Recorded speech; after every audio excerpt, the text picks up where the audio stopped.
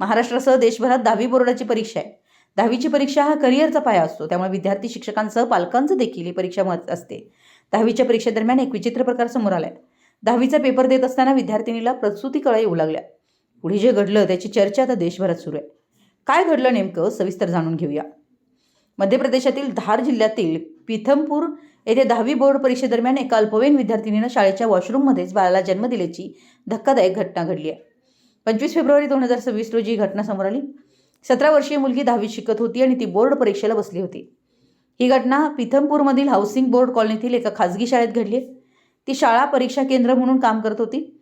मुलगी गणिताच्या पेपरला बसली होती. अचानक तिने वॉशरूममध्ये जाण्याची परवानगी मागितली आणि ती बाहेर गेली. 15 मिनिटं झाली तरी ती परत आली नाही. परीक्षा पर्यवेक्षकांना संशय आला. एका महिला कर्मचाऱ्याला तपासण्यासाठी पाठवलं. वॉशरूमचं दार आतून बंद होतं. आतून नवजात बाळाच्या रडण्याचा आवाज येत होता. कर्मचाऱ्यांनी लगेच शाळा प्रशासनाला सांगितलं. शाळेत तातडीनं पोलिसांना आणि 108 रुग्णवाहिकेला फोन केला. रुग्णवाहिकेनं मुलगी आणि नवजात बाळाला पीथमपूर सामुदायिक आरोग्य केंद्रात नेलं. डॉक्टरांनी तपासून दोघेही पूर्णपणे निरोगी असल्याचं सांगितलं.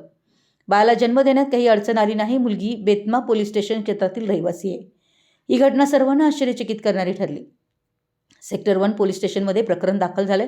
सब इन्स्पेक्टर चंदनी सिंगार यांच्याकडे तपास सुरू असून मुलीच्या जबाबानुसार FIR नोंदवण्यात आली आहे.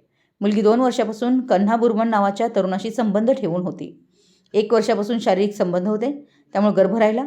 पोलीस कन्हा बुरमनचा शोध घेत आहेत. तो अद्याप पकडला गेला नाही. परीक्षा केंद्र प्रमुख नरेंद्र कुमार पोथा यांनी सांगितलं की मुलगी अचानक वॉशरूममध्ये गेली आणि परत आली नाही म्हणून कर्मचाऱ्याला पाठवलं. आत बाळाच्या रडण्याचा आवाज आल्यानं सर्वांना धक्का बसला. पोलीस तपास सुरू असून शाळा प्रशासन पूर्ण सहकार्य करत आहे. ही घटना परीक्षेच्या वातावरणात घडल्यानं सर्वांना आश्चर्य वाटलं. पोलिसांनी मुलीच्या कुटुंबाशी बोलून अधिक माहिती घेतली आहे.